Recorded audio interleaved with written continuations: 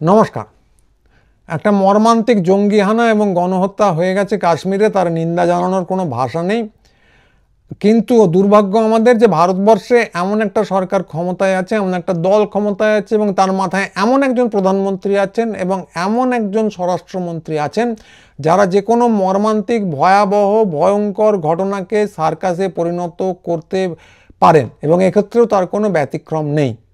লক্ষ্য করে দেখবেন যে এই মর্মান্তিক ঘটনার দায় কাদের? প্রথমত জঙ্গিদের, সে নিয়ে কোনো সন্দেহ নেই, যারা মেরেছে তাদেরই প্রাথমিক দায়। তারপরে দায়ী হচ্ছেন সেকুলাররা, তারপরে দায়ী হচ্ছেন ধর্মনিরপেক্ষ শক্তি যারা অন্তত আকার ইঙ্গিতেও সেকুলারিজমের কথা বলে থাকেন, এবং খুব সম্ভবত গ্রহান্তরের জীব যাদের সঙ্গে পৃথিবীর কোনো লেনদেন নেই তাদেরও কিছু দায় দায়িত্ব থাকতে পারে। কিন্তু একমাত্র দায় কার নেই? তিনি হচ্ছেন দুধের শিশু ভারতের প্রধানমন্ত্রী নরেন্দ্র মোদী। দায় নেই কার? দায় নেই হচ্ছে স্বরাষ্ট্রমন্ত্রীর। তিনি দয়া করে কাশ্মীরে গেছেন, কিন্তু ঘুরতে গেছেন পর্যটক হিসেবে, না নিহত আহতদের সান্ত্বনা দিতে গেছেন বোঝার কোনো উপায় নেই। তিনি যখন পৌঁছেছেন তার জন্য পেতে দেওয়া হয়েছে লাল কার্পেট। বিয়ে বাড়িতে এসেছেন কিনা বোঝা যাচ্ছে না। তো এই ঘটনা যদি ভারতবর্ষের অন্য কোনো রাজ্যের ক্ষেত্রে ঘটতো তাহলে কি হতো আপনারা কল্পনা করতে পারছেন? এত বড় ঘটনা আলাদা করে পশ্চিমবঙ্গ বা দিল্লিতে হয়নি, কিছুদিন আগের দিল্লিতে, কিন্তু যদি হতো, একটা মর্মান্তিক ঘটনা ঘটেছে, পশ্চিমবঙ্গের মুখ্যমন্ত্রী বা দিল্লির প্রাক্তন মুখ্যমন্ত্রী তারা সেটা দেখতে গেছেন, পেতে দেওয়া হয়েছে রেড কার্পেট, তাহলে কি হতো? গদি মিডিয়া জুড়ে ছিচিক্কারে চূড়ান্ত হয়ে যেত, সোশ্যাল মিডিয়ায় ধিক্কারের বন্যা বইতো, কী নির্লজ্জতা, কী খারাপ ব্যাপার। কিন্তু এক্ষেত্রে তেমন কিছু হয়নি, কারণ এগুলো করবে কে? এখানে যারা মিডিয়া আছেন এক্ষেত্রে তারা ভারতের প্রধানমন্ত্রী, ওই দল এবং স্বরাষ্ট্রমন্ত্রী তাদেরকে তৈলমর্দন করতেই ব্যস্ত, এবং এই জন্যেই তাদেরকে গদি মিডিয়া বলা হয়। এবং শুধু গদি মিডিয়ায় তো রক্ষা নেই, এর সঙ্গে আছে সমাজ মাধ্যম, আছে আইটি সেল। আপনারা যদি খেয়াল করে দেখেন সেখানে গল্পের গোমাতা ক্রমশ ইনস্যাটে উঠে মহাশূন্যের দিকে ধাবিত হচ্ছে। তো প্রথমে আমরা কি শুনলাম? প্রথমে শুনলাম যে হিন্দুদের বেছে বেছে ওখানে মারা হয়েছে। সেটা সত্যি মিথ্যে জানা নেই, উল্টো ভার্সান যদিও আছে, কিন্তু ধরে নেওয়া গেল সত্যি, এখানে ও নিয়ে কোনো তর্ক হচ্ছে না। তারপর শোনা গেল যে হিন্দু না মুসলিম বাঁচা হয়েছে কি করে? ওখানে প্যান্ট খুলে নাকি লিঙ্গ পরীক্ষা করে চেক করে দেখা হয়েছে, তারপর এক এক করে গুলি করে মারা হয়েছে। তারও সত্য মিথ্যা নিয়ে আমি কোনো প্রশ্ন তুলতে চাই না, কিন্তু প্রশ্ন যেটা সমাজ মাধ্যম বা গদি মিডিয়ায় কিছুতেই ওঠেনি, যে কাশ্মীর কিন্তু একটা অত্যন্ত স্পর্শকাতর এলাকা। ওখানে যারা পর্যটক ছিলেন তারা খুব স্পষ্ট করে জানিয়েছেন যে প্রতি 10 মিটার অন্তর ওখানে নিরাপত্তা রক্ষীদের দেখা পাওয়া যায়, এবং খবর অনুযায়ী যা এস্টিমেশন সেটা অনুযায়ী 5 থেকে 10 লাখ সৈন্য স্রেফ ওই রাজ্যটিতে মোতায়েন। তা এমতো একটি রাজ্যে সেখানে বহুক্ষণ ধরে প্যান্ট খুলে খুলে চেক করা হলো এবং তারপরে এক এক করে গুলি করে মারা হলো। এই ঘটনা যদি ঘটে থাকে তখন নিরাপত্তারক্ষী বাহিনী কি করছিল? তারা কি নাকে তেল দিয়ে ঘুমোচ্ছিল, নাকি অদৃশ্য কোনো জাদু মন্ত্র বলে তাদেরকে বলা হয়েছে ওখানে এখন উপস্থিত থেকো না? এটা একটা অত্যন্ত সন্দেহজনক ব্যাপার, কিন্তু সমাজ মাধ্যম বা গদি মিডিয়া এই প্রশ্নগুলো কখনো তুলবে না। এই সন্দেহ আরও ঘনীভূত হয় কখন? যে যখন দেখতে পাই যে এই প্রশ্নগুলো একেবারে তো তোলা হচ্ছেই না, কিন্তু উল্টো দিকে টিআরপি বাড়ানোর জন্য দেখানো হচ্ছে এক্সক্লুসিভ কিছু ছবি, হানার এক্সক্লুসিভ কিছু ছবি। এই দেখুন প্রথম জঙ্গি উপস্থিত হলো, এই দেখুন দ্বিতীয় জঙ্গি উপস্থিত হলো, ইত্যাদি। তো কথা হচ্ছে যে এই ছবিগুলো ওরা পেল কোথা থেকে? ওখানে নিরাপত্তারক্ষী বাহিনীও উপস্থিত হতে পারেননি, তাহলে এরা কি উপস্থিত হয়েছিলেন তার আগে? তাহলে নিরাপত্তারক্ষী বাহিনীকে খবর দেননি কেন? নাকি এদের কোনো হটলাইন আছে? তো ফলে সন্দেহ ঘনীভূত হবার এটাও একটা জায়গা কিন্তু, এবং এই সন্দেহটা সম্পূর্ণ আকাশ থেকে পেড়ে আনা তা কিন্তু নয়।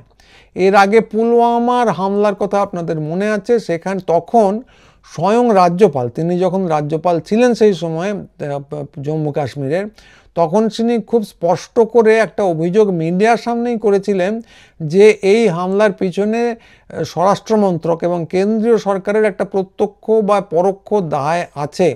এবং তিনি এটাও খুব স্পষ্ট করে বলেন যে তিনি যখন এই কথাটা প্রধানমন্ত্রীকে বলেন, নরেন্দ্র মোদী তাকে বলেছিলেন যে এখন চুপ করে থাকুন, এ নিয়ে কোনো কথা বলবেন না। ফলে হটলাইন আছে কি নেই সন্দেহজনকভাবে চুপ করিয়ে রাখা, নিরাপত্তা রক্ষীদের ওখানে উপস্থিত না থাকা এবং অজস্র গুজব বা অজস্র খবর যাই বলুন চারদিকে হই হই করে ছড়িয়ে পড়া, এটা নিয়ে একটা সন্দেহের অবকাশ আছেই। এবং সেই সন্দেহটা শুধু সরকারের প্রতি নয়, এই সন্দেহটা কিন্তু গদি মিডিয়ার প্রতিও। ফলে তারা যে প্রশ্ন তুলছে না তার পিছনে শুধু যে তৈলমর্দন আছে তা নাও হতে পারে, তাদের এর পিছনে একটা দায় আছে এটাও হতে পারে। এরকম একটা সন্দেহ কিন্তু আমাদের মনে ঘুরঘুর করছে। সত্যি মিথ্যা জানা নেই, কিন্তু সন্দেহটা যথেষ্ট ভিত্তি আছে। তো এই প্রশ্নগুলো না তুলে তারা যেটা করছে, প্রথমত সেন্সেশনালাইজেশনের চর্চা করছে, সেটা তো আপনারা জানেনই। দ্বিতীয় যেটা করছে সেটা আমি আসবো এরপরে। আপনারা যদি গতকালের খবরের কাগজ দেখে থাকেন তো প্রথম পাতায় একটি প্রথম শ্রেণীর দৈনিকের একটি খবর, একটি ছবি ছাপা হয়েছে, খুব মর্মান্তিক একটা ছবি, হৃদয় বিদারক একটা ছবি। সেটা হলো যে একজন মৃত মানুষ পড়ে আছেন, তার স্ত্রী সম্ভবত তার মাথা কোলে নিয়ে আছেন। দেখে সত্যি সত্যি খুব খারাপ লাগে, বুক ফেটে যায়। এবং আমরা জানি যে সাংবাদিকরা নানা জায়গায় ঝুঁকি নিয়ে যান, খবরের রিপোর্ট করেন, ফটোগ্রাফাররা যান, ছবি তোলা হয় এবং সেগুলো ছেপে জনমত তৈরিও করা হয়, এর মধ্যে দোষের কিছু নেই। কথা হলো কোন ফটোগ্রাফার ওখানে গিয়ে ছবিটা তুললেন সেটা কিন্তু জানার কোনো উপায় নেই। সূত্র ওখানে দেওয়া আছে, সূত্রটা কি? সূত্র হলো সমাজ মাধ্যম। তো এ এক ভারী মর্মন্তুদ এবং মজার ঘটনা, কারণ ওই খবরের কাগজ সূত্র ব্যবহার করে আজ পর্যন্ত যা যা করেছে সেগুলো আমাদের জানা আছে। তারা সিবিআই সূত্র নামক একটা ভৌতিক জিনিস আবিষ্কার করেছিল। ভৌতিক কেন? কারণ এই সিবিআই সূত্রকে উল্লেখ করে তারা অজস্র খবর বানিয়েছিল, তথাকথিত খবর। প্রকৃত সিবিআই এর বক্তব্য তার থেকে সম্পূর্ণ আলাদা, শুধু নয় উল্টো দিকে। ফলে ওগুলোকে ভুয়োই বলা যায়। এখন সম্ভবত সেখান থেকে শিক্ষা নিয়ে তারা এমন একটা ছবি ছাপছেন যেটা সেন্সেশনালাইজ করবে, যেটা আবেগকে উথলে দেবে, ইমোশনকে উথলে দেবে এবং আরও একটা জিনিস করবে যেখানে আমি আসছি, কিন্তু তার সূত্র কোথায় খুঁজে বার করা সম্ভব নয়। সমাজ মাধ্যম একটা বিপুল জায়গা, সেখানে জাল ছবি থাকতে পারে, ভালো ছবি থাকতে পারে, ঠিক ছবি থাকতে পারে, রাম শ্যাম যদু মধু ছবি প্রকাশ করতে পারেন, ঠিক না বেঠিক আপনার খুঁজে বার করার কোনো উপায় নেই। এবং সেটা করে ওরা দায়মুক্ত হয়ে গেলেন। এবং এইটা করে সেন্সেশনালাইজ করার যে পদ্ধতি, এটা করে একটা জিনিস কিন্তু ছড়িয়ে দেওয়া হচ্ছে যার নাম দেওয়া হচ্ছে দেশাত্মবোধ। এটা কি দেশাত্মবোধ? সেই প্রশ্নটা কিন্তু আমাদের এখানে তুলতে হবে। তার কারণ যে এই টিভির সঞ্চালকরা, খবরের কাগজের লোকেরা এবং বেশ কিছু বুদ্ধিজীবী এখন যে বার্তাটা ছড়িয়ে দিচ্ছেন হই হই করে, সেটা হলো সেকুলারিজম, ধর্মনিরপেক্ষতা খুব খারাপ জিনিস। অনেকের শুনতে পাচ্ছি এখন নিজেদের সেকুলার বলতে নাকি খুব লজ্জা করছে। তো এরা টিভিতে গিয়ে, খবরের কাগজে গিয়ে কি করছেন? এরা কি জঙ্গিদের নিন্দে করছেন? হয়তো করছেন। এরা কি তার সঙ্গে যারা অপদার্থ তাদের নিন্দে করছেন? যারা বারবার দাবি করেছেন নির্মূল করে দিতে হবে সন্ত্রাসবাদকে, এবং আমরা নির্মূল করে দিয়েছি, তাদেরকে দায়ী করছেন? তাদেরকে কাঠগড়ায় তুলছেন? তুলছেন না। তারা কাঠগড়ায় তুলছেন সেকুলারিজমকে। পশ্চিমবঙ্গের বিরোধী দলনেতার একটা ভিডিও কিছু আগে এসেছে, দেখলাম। সেখানে তিনি চিৎকার করে বলছেন যে তিনি মোদির বাচ্চা। এই দিয়ে তিনি কি বলতে চেয়েছেন আমি জানি না। তার সঙ্গে তিনি আরও একটা ব্যাপার বলছেন যে রাজনীতিকে দূরে থাকুন, হিন্দুস্তানে এসে হিন্দুস্তানিদের মারা আর সহ্য করা হবে না, বা এই জাতীয় কিছু একটা হুবহু কোট করতে পারলাম না। তো এই যে কথাটা বলছেন, এটা উনি খুব র ভাষায় বলছেন, খুব ক্রুড ভাষায় বলছেন, ক্রূরভাবে বলছেন। কিন্তু টিভি চ্যানেলে বা অন্যত্র বুদ্ধিজীবীরা যেটা বলছেন সেটা হচ্ছে এরই একটা সফিস্টিকেটেড সংস্করণ। তার সঙ্গে একটা স্লোগানও সুকৌশলে বাজারে ছেড়ে দেওয়া হচ্ছে, সেটা হলো যে সমস্ত মোল্লা মাত্রেই সন্ত্রাসবাদী নয়, কিন্তু সমস্ত সন্ত্রাসবাদী মোল্লা। খুব বুদ্ধিমানের মতো স্লোগান। আপনারা খেয়াল করবেন যে এটা একটা অন্য জায়গা থেকে কপি করা, ফলে বোঝা যাচ্ছে যে এরা শিক্ষা দীক্ষা পেয়েছেন এবং সেটা কাজে লাগাচ্ছেন একটা নির্দিষ্ট মতাদর্শকে প্রচারের কাজে। এবং যে কোনো দিন বোধহয় এরা সেরা বাঙালির পুরস্কারও পেয়ে যাবেন, ওটা পাওয়া এখনো বাকি আছে। কিন্তু যেটা এখানে বলার কথা যে এই যে একই সঙ্গে রাজনীতি দূর করুন, হিন্দুদের পক্ষে দাঁড়ান, মুসলমানদের পক্ষে একটা বিদ্বেষ তৈরি করুন মুসলমানদের বিরুদ্ধে, আমার নিজেকে সেকুলার বলতে লজ্জা করছে, এবং মোল্লা মাত্রই সন্ত্রাসবাদী না হলেও সন্ত্রাসবাদী মাত্রই মোল্লা, এই নিয়ে যেটা তৈরি করা হচ্ছে এটা হলো একটা বিদ্বেষের বিষ। ভারতবর্ষের যে সেকুলারিজম, এটা হলো ভারতবর্ষের গণতন্ত্রের ভিত্তি, এটার বিরুদ্ধে বলা দেশাত্মবোধ নয়, বিদ্বেষের বিরুদ্ধে বলা দেশাত্মবোধ নয়, এটা ঠিক তার উল্টো দিকে যায়। আমরা জানি যে ভারতবর্ষের যে স্বাধীনতা সংগ্রামের ইতিহাস, সেখানে বহু মানুষ প্রাণ দিয়েছেন, দেশাত্মবোধকে সম্বল করে জীবন দিয়েছেন, বহু কিছু ত্যাগ করেছেন। এখানে একমাত্র ঘৃণ্য ভূমিকা ছিল কাদের? যারা ধর্মীয় সংকীর্ণতাবাদী। সেলুলার জেলে বহু বাঙালি, ভারতের বহু অনেক মানুষের নাম উল্লেখ করা আছে, কিন্তু সেখানে এই ধর্মীয় অন্ধত্ববাদীদের একটি নামও আপনি খুঁজে পাবেন না। এরা যে কাজ করেছে সেটা শুধু বিভেদ তৈরি করার, এটা যে দেশাত্মবোধ নয়, এটা সে সময় সুভাষচন্দ্র বোস খুব পরিষ্কার করে বলে দিয়েছিলেন। এবং এখন বুদ্ধিজীবীরা যেটা করছেন, টিভি চ্যানেল যেটা করছে, খুব স্পষ্ট করে বলে দেওয়া দরকার যে এরা দেশাত্মবোধের পরিচয় দিচ্ছেন না, বরং ঠিক উল্টো জিনিসটা করছেন।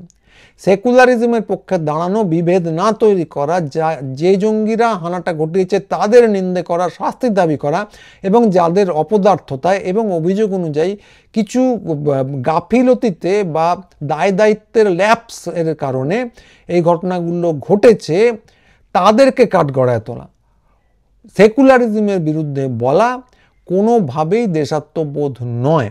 এবং এই সমস্ত বুদ্ধিজীবীরা যারা এই কথাগুলো ছড়িয়ে বেড়াচ্ছেন, এদেরকে খুব স্পষ্ট করে বলে দেওয়া প্রয়োজন যে আপনারা যদিও সুবেশা, কিন্তু তাহলেও একটা জিনিস কিন্তু আমরা নজরে রাখছি যে এই বেশবাসের অন্তরালে আপনাদের যে অন্তর্বাস, আপনাদের যে চাড্ডি, তার গেরুয়া রং কিন্তু ফুটে ফুটে ক্রমশ বেরোচ্ছে। যে কোনো দিন আমরা আপনাদের প্রশ্ন করব যে ওহে ভাই বুদ্ধিজীবী, তোমার চাড্ডির রংটি গেরুয়া কেন?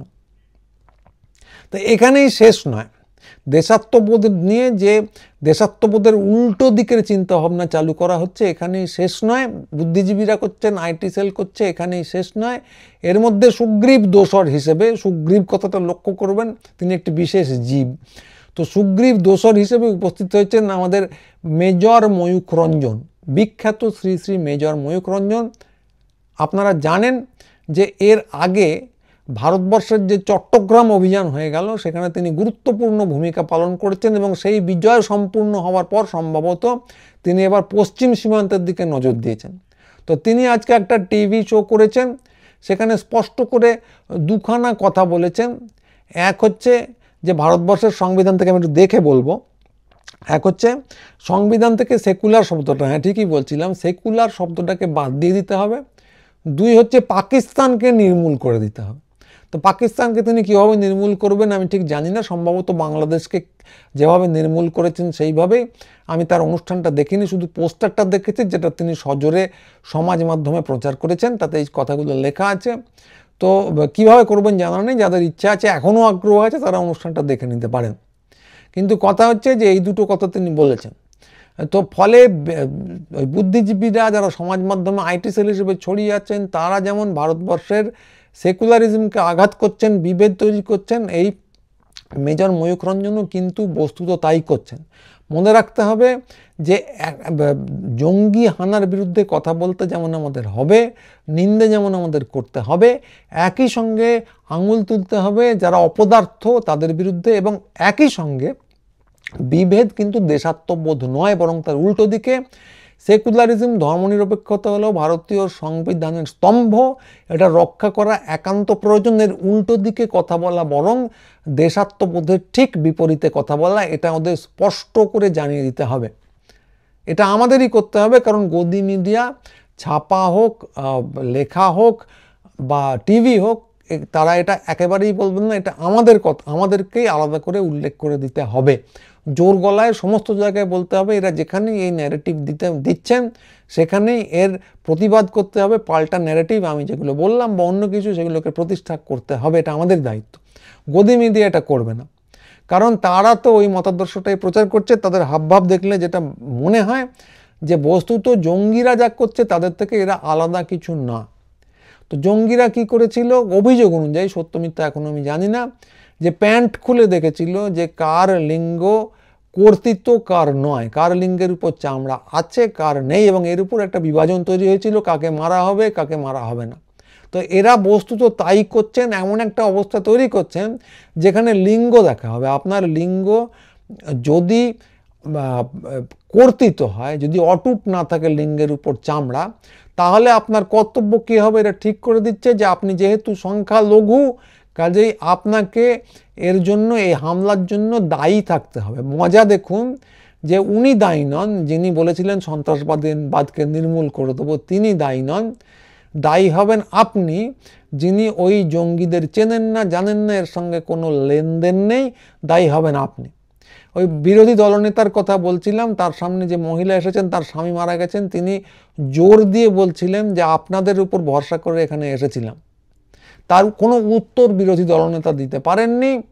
সত্যিই তো বারবার বছরের পর বছর ধরে ভারতবর্ষের কেন্দ্রীয় সরকার নরেন্দ্র মোদী দাবি করেছেন যে তিনি সন্ত্রাসবাদকে নির্মূল করে দিচ্ছেন, সার্জিক্যাল স্ট্রাইক করেছেন, 370 বিলোপ করেছেন, কিন্তু সবই ঢক্কানিনাদ, এখনও কিচ্ছু করতে পারেননি। বরং রাজ্যপাল, তৎকালীন রাজ্যপাল তার বিরুদ্ধে তীব্র অভিযোগ তুলেছেন। তো দায়টা তাদের নিতে হবে, কিন্তু দেওয়া হচ্ছে কাদের, যাদের লিঙ্গ অটুট নেই, দায় নাকি তাদের নিতে হবে, জোর হস্তে ক্ষমা প্রার্থনা করতে হবে, দায়টা তাদের স্বীকার করতে হবে।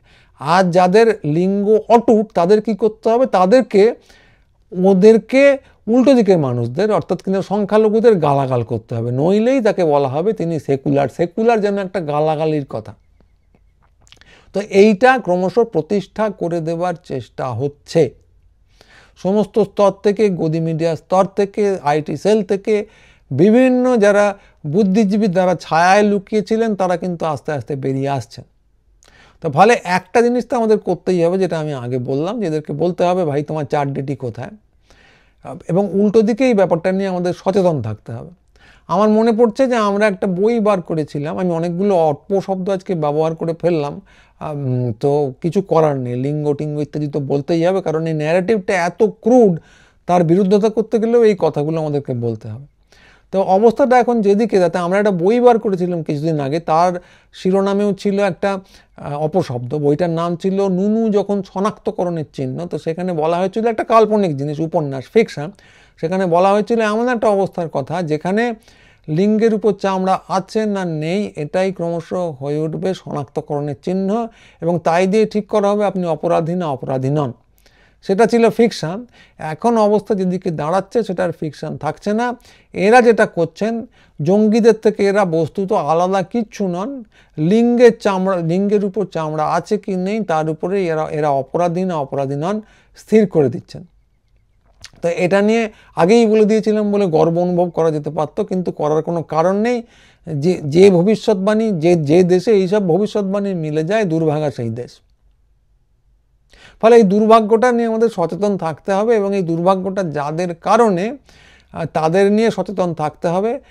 3-4টে কথা বললাম, যে সেকুলারিজম, ধর্মনিরপেক্ষতা আমাদের স্তম্ভ, বিভেদ আমাদের স্তম্ভ নয়, বিভেদ হচ্ছে দেশাত্মবোধের বিরোধী। সুভাষচন্দ্র বসু এই কথা বলে গিয়েছিলেন, আমাদের সেই সুভাষচন্দ্র বসুর শিক্ষাটা মাথায় রাখতে হবে। 3, জঙ্গিদের বিরুদ্ধে অবশ্যই ব্যবস্থা নেওয়ার দাবি জানাতে হবে, এ নিয়ে কোনো সন্দেহ নেই। এবং 4, এই যে দেশাত্মবোধ বিরোধী কথা যারা বলছেন, সেটা জঙ্গিরাই হোক আর উল্টো দিকে বুদ্ধিজীবী, আইটি সেল বা মেজর ময়ূখের মতো লোকেরা যারাই বলে থাকুন, এদের সম্পর্কে কিন্তু সচেতন থাকতে হবে, এদের ন্যারেটিভকে কাটতে হবে, এবং খুব সুস্পষ্টভাবে বলতে হবে যে এদের কিন্তু গেরুয়া 4Dটা পোশাকের আড়াল থেকে ক্রমশ বেরিয়ে আসছে। দেখতে পেলেই, খুব অভদ্রভাবে নয়, দেখতে পেলেই কথাটা মাথায় রাখতে হবে যে এদের গেরুয়া 4D কিন্তু ক্রমশ দেখা যাচ্ছে, এবং আমরা যে এটা জানি এটা প্রকাশ করে দিতে হবে। সমগ্র গদি মিডিয়ার কথা ক্ষেত্রে এটা প্রযোজ্য, ছাপা হোক, ইলেকট্রনিক হোক, যাই হোক, এটা প্রযোজ্য। এটা আমাদের মাথায় রাখতে হবে। সেফ বয়কট করব, দেখব বললেই হবে না, এদের ন্যারেটিভকে প্রতিহত করতে হবে। তো এইটাই আমার যে মনে হয় আজকের কাজ, আমি তো সেটা করবই, আমরা সেটা করবই। আপনারা সঙ্গে থাকলে ভালো লাগবে। তো আজকের ভিডিও এইটুকুই। ভালো থাকা যায় কিনা জানি না, যতটুকু পারবেন আপনারা সবাই ভালো থাকবেন। গুরু চ্যানেলটি সাবস্ক্রাইব করবেন। নমস্কার।